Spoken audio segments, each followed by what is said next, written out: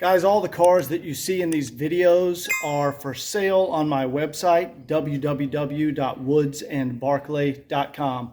Enjoy the video.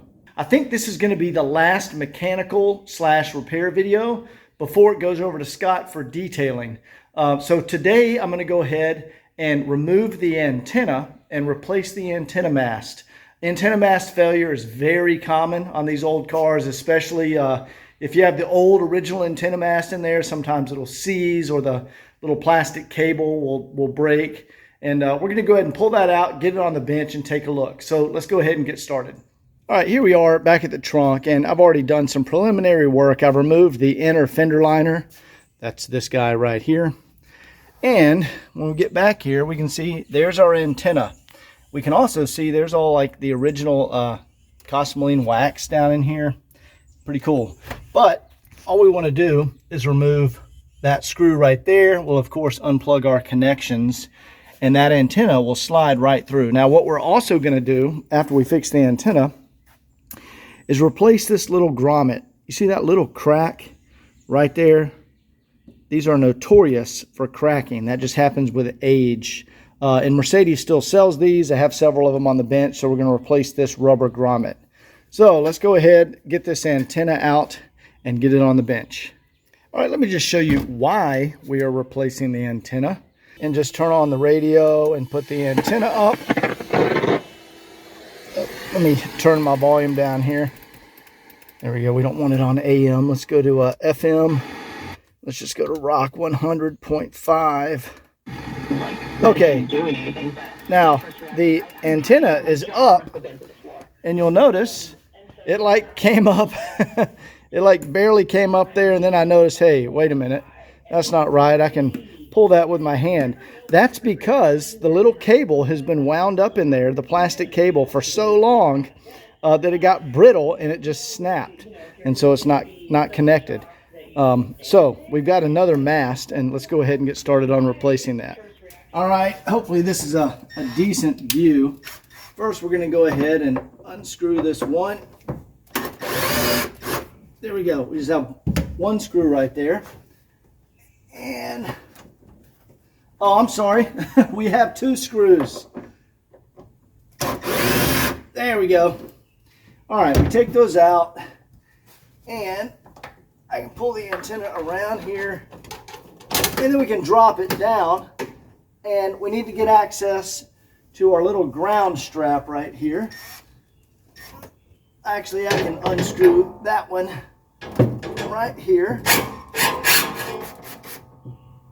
There we go. There's our ground screw. And then we're going to unscrew. That's actually our antenna signal. And then here is our power.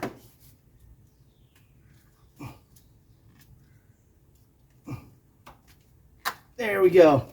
Okay, now we have our antenna out. Let's get it over on the bench and disassemble it. Okay, we have the antenna here on the bench, and you can see when I took it out, that original grommet, see how they just kind of dry rot. But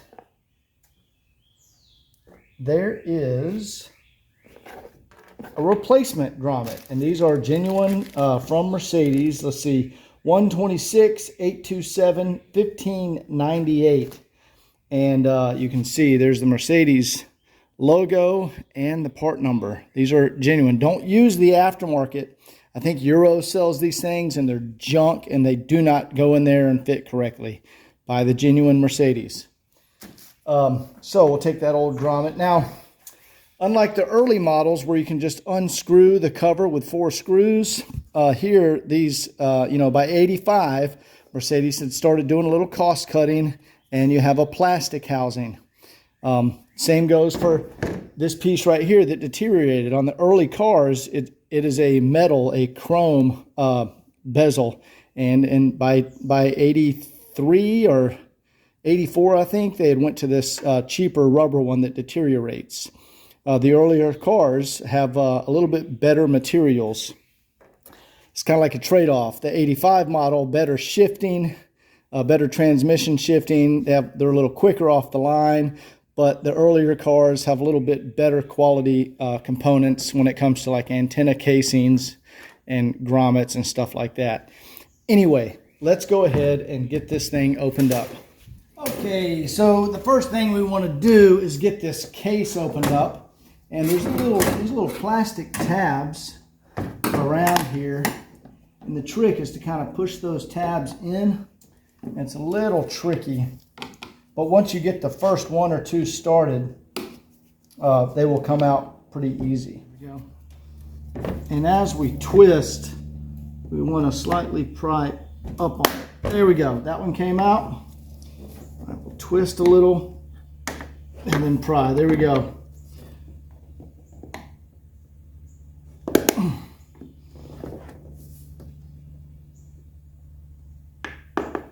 There we go. All right, we got this side pretty good started. Let's just go around here.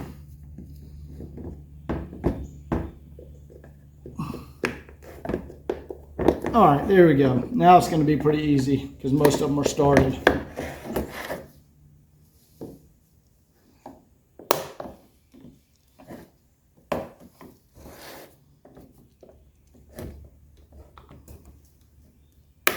There we go.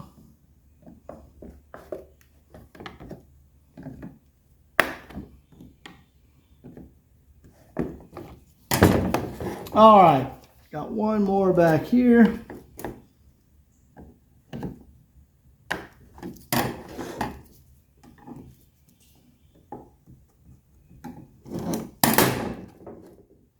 And there we go. Now I take these are like little rubber spacers. I'm gonna put that over here. And there's one right here that goes on the circuit board. I'm gonna put that one right here. Okay, so this antenna, now we're gonna unscrew this mast.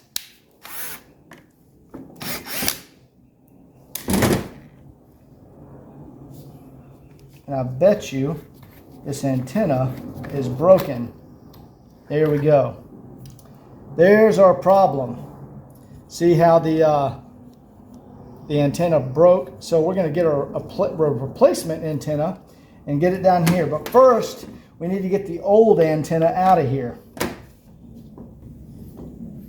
All right, we'll take this guy out. Wow, it looks fantastic in here. I mean, everything looks new condition, which it is. So the old antenna is going to be down underneath here. It's going to be wrapped around underneath there. So I need to, let's see, undo this C-clip, and we can pop the back off and get that old antenna out of here. I think we're going to want to pop that C-clip off of there. Come on. There it goes, and it flew over here. We'll just let that C-clip stay there. Now I think we can push this shaft through. All right, we're gonna take off this washer right here. There we go. And there is our old antenna. Let's get this out of here. It's jammed up in there. Ah, I got it.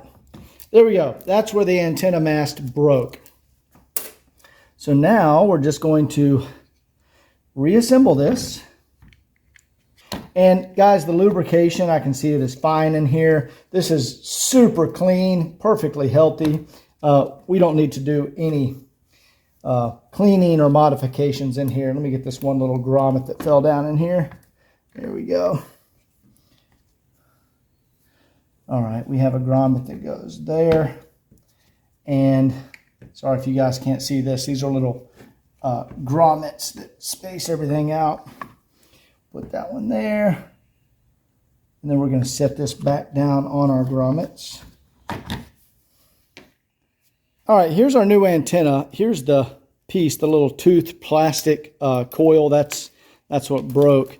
But you can see when you pull the antenna, that's what the gears press on right there to pull out the antenna. So what we want to do, let's get our old antenna off of here. Okay, yeah, they had to use the weird 12 millimeter. So we're going to take this off of here.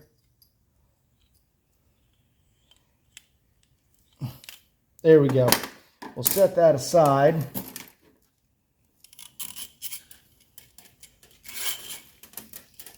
All right, there we go. And now we want to thread this back down into our antenna mechanism. Now we want to thread that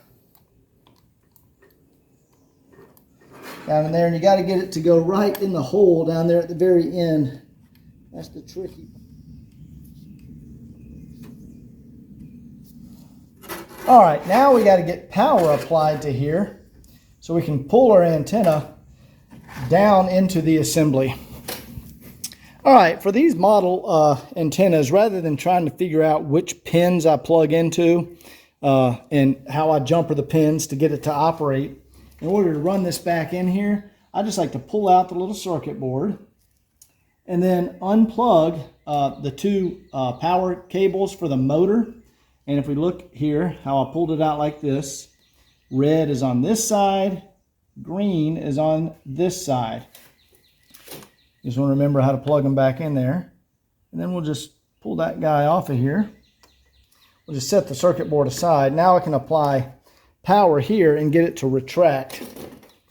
So let me get this to start spinning.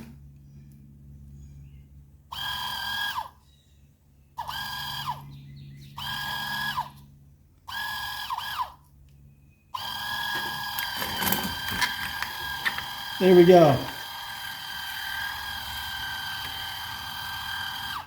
Okay, and we just ran our antenna in there. Easy as that. Okay, now we're just going to slip our circuit board right back down in here. Okay guys, we can reassemble this and put it back in the car. Now, what's important here, we want to use a little dab of glue to hold these little guys in place. These are the rubber grommets. I just like to use a tad of glue to hold them in place so we can reassemble easy. And the best thing for that is the gel-based Gorilla Glue. Don't use regular super glue, it's too messy. So let's put a little dab there. And we'll stick that guy on there. That one's still glued from the factory. There we go. Little glue right there. Now we can turn it over.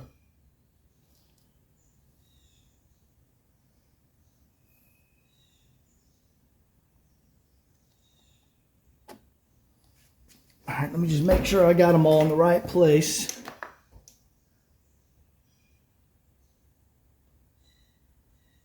Okay, cool. They're all placed correctly.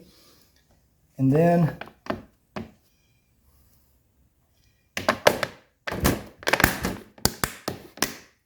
there we go. We can snap it back together. Perfect. All right, it's reassembled. Everything is correct.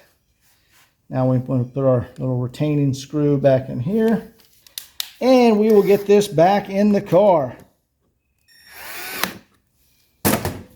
Boom. Mission accomplished.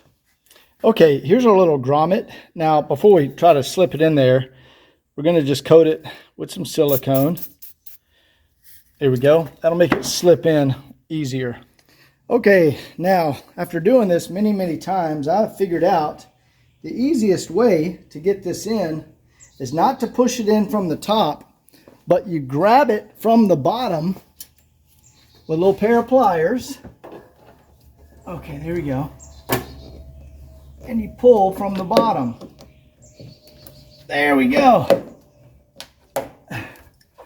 And then it just slips right in there. If you try to push from the top, you'll never get it. You pull from the bottom while pushing on the top. And that silicone just helps it go in there. All right, we have our new grommet. And the Windex I had here, I just cleaned up under the grommet with some Windex and a rag before installing it. Now, let's go ahead and get our antenna back in here. Okay, antenna reinstalled. Now, this cable right here, that is actually, it's not a cable, it's a tube, and that's where the sunroof cable retracts into that tube. And we'll turn that right up here because it's going to clip into a little clip up here. But let's go ahead and test our antenna.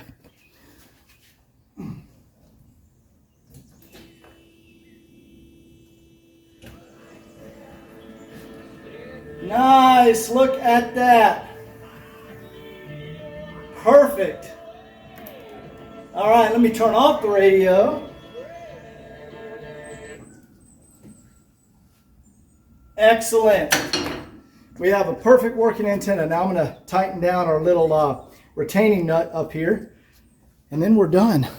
Let me go ahead and turn on the radio, and you can see our signal is coming through. Excellent. Now I want to try manually controlling the antenna. So I'm going to put it here. Now we're going to manually go up and down. All right, we're going to go down. There we go. And we're going to stop like half mast. Perfect. Now we'll go back up. Now we'll go back down. We'll stop there. We'll go back up.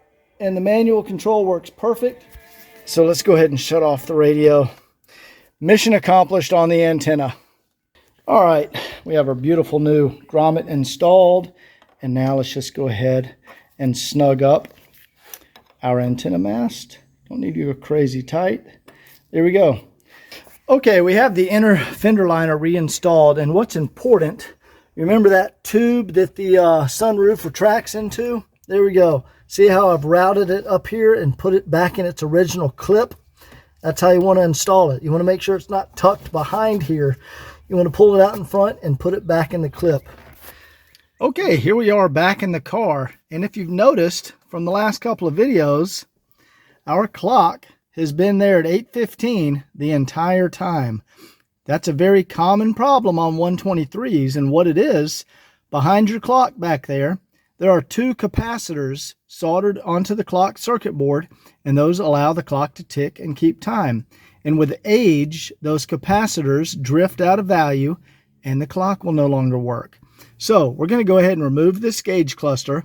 I'm not going to show you how to do that. I've shown that in many videos, but we'll go ahead and get the gauge cluster over on the bench, remove the clock, and we're going to solder in two capacitors to make that clock start working again. Okay, the gauge cluster is removed, and I'll just show you what these are. Here's your, your main power, your main junction connector. That's your oil pressure. That's the oil actually comes up that line. It's a analog line. This is your speed sensor to allow the cruise control to activate when you're like above 30 miles an hour, I think. That's your speedometer. That actually spins the speedometer gear. And that is your RPM gauge. Here's power for your clock. And then here's the glow plug and seatbelt light. That's it. Back here, there's where that main junction plugs in. There's the oil pressure line. This is your potentiometer that lets you dim and brighten the lights. In the gauge cluster, I tested that. That works fine. There's where you plug in that speedometer or the speed sensor. There is your speedometer cable, your RPM gauge, your clock power, and there's the bulb for your glow plugs and the seatbelt light. These bulbs actually aren't used on this model. Now the clock assembly is right here. Also, let me show you guys something. The way to easily validate that your cluster is original and hasn't been tampered with is you go look on the dates right here. 185, 185, 185. So January 1985. And that should be within 2 months of the manufacturing date on the door of the car. So we'll look down here and we can see right here, manufactured 185. So that is the exact same month. meaning that gauge cluster was manufactured the same month this car was manufactured. Now, if you see something that says like, you know, June 84, you know, something that's 4 or 5 months off, you know your gauge has been swapped out. Okay, so our clock is right here. So we just need to take out this panel. We don't need to take out the rest of them. And there's 4 screws that actually hold this in place.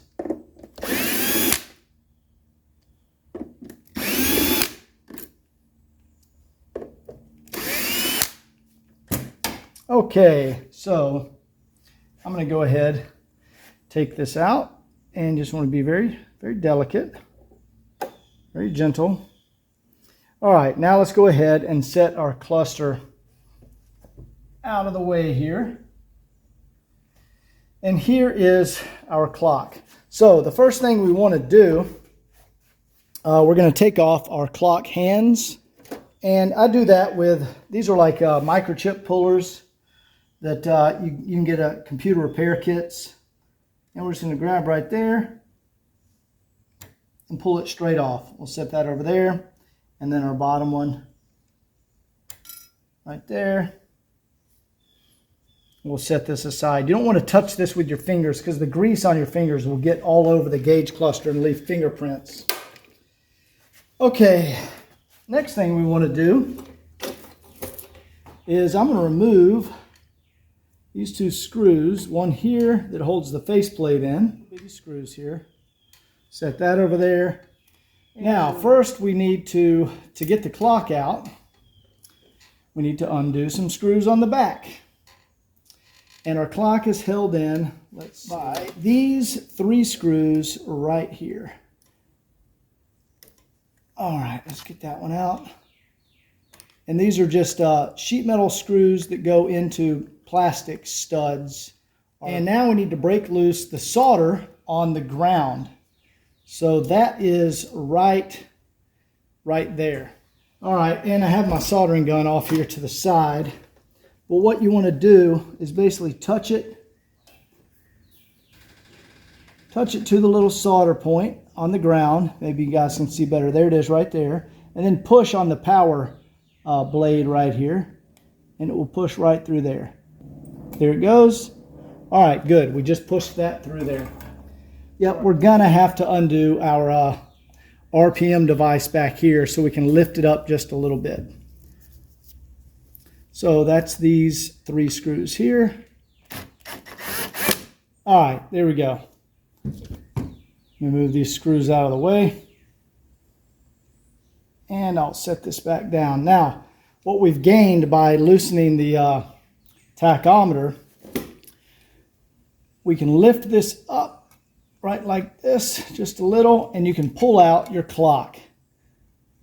There we go. There's our clock. Now I'm going to delicately set that back down, and we will just set this to the side. Just set it right over there. Okay, now, first thing you want to notice about the clock.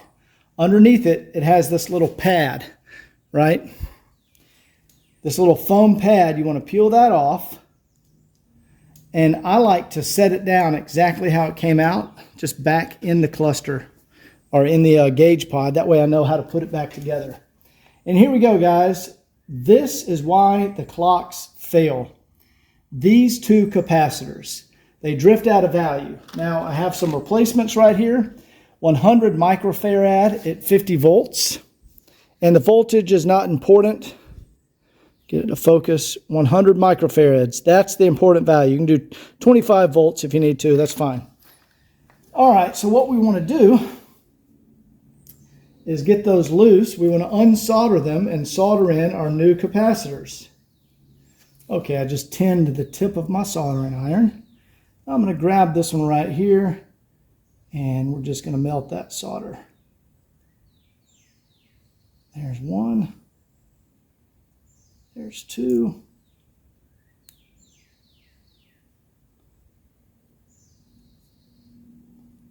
Almost. There we go. There's 1. Now we want to unsolder this one here.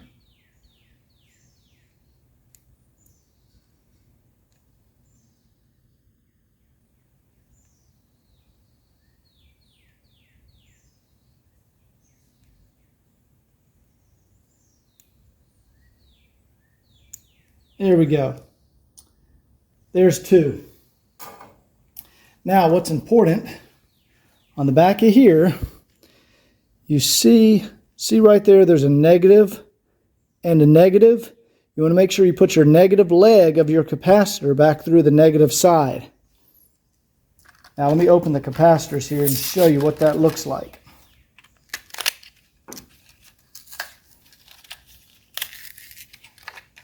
All right, there's our 2 capacitors. So you'll notice one of the legs is longer than the other leg. So you have a long one and a short one. And then on the side of the capacitor, it says right there, negative. Your short leg is the negative. So when we put these back through our circuit board, we want to make sure short leg goes to the negative. Just like we did there.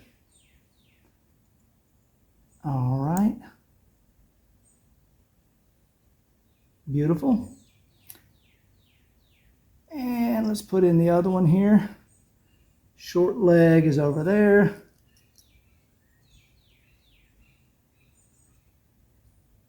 All right, there we go. And it just takes it, you just have to barely tap it.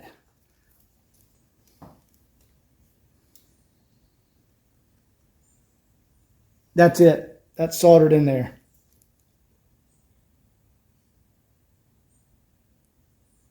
There we go. That one's soldered in there. Now, flip it over. We're going to do the other side.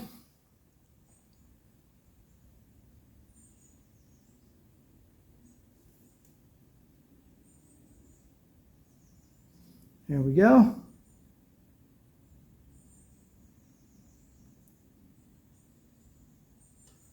Oh, I didn't get that one very good. Let's do that one again.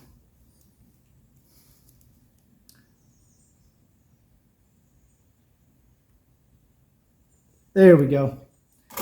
All right, guys, that is it. So now let's just clip off our legs there. All right, and that is a repaired clock.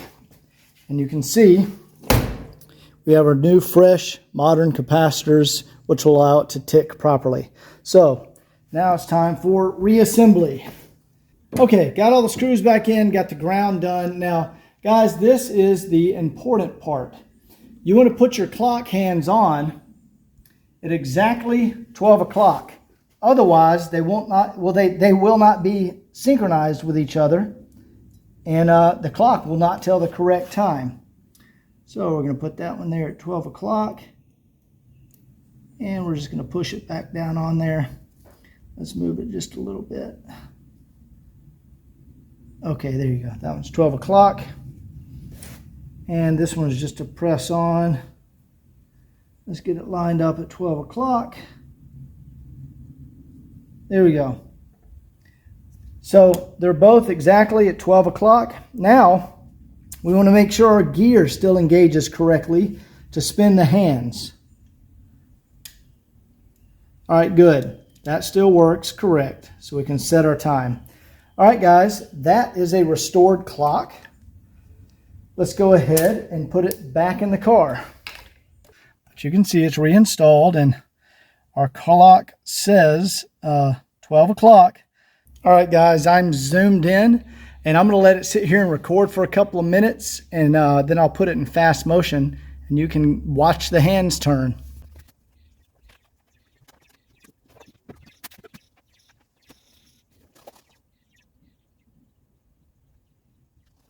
All right, there we go. Our clock is working. Mission accomplished.